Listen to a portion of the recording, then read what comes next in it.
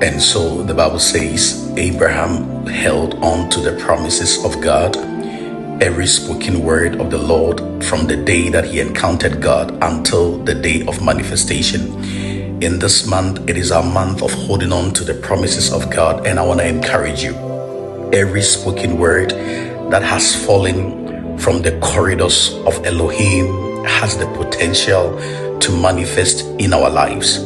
You know, sometimes we may encounter certain storms, but one thing that I want you to understand, that storms sometimes are God's divine agenda, God's divine instrument that he uses, you know, in most of the cases to realign us or to push us to fall into alignment. The other day, the Bible says in Mark chapter 4, the disciples were on the boat with Jesus and a strong wind arose.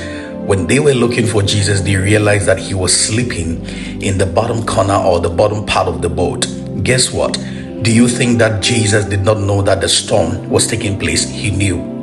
All that he wanted them to exercise or understand was his ability, his power, and his presence.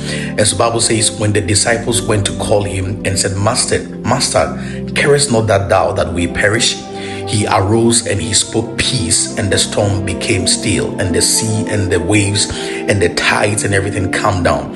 In this month, I want to encourage you. There is no storm that will override God's agenda and God's purposes in your life. There is no storm that will override God's purposes in your life.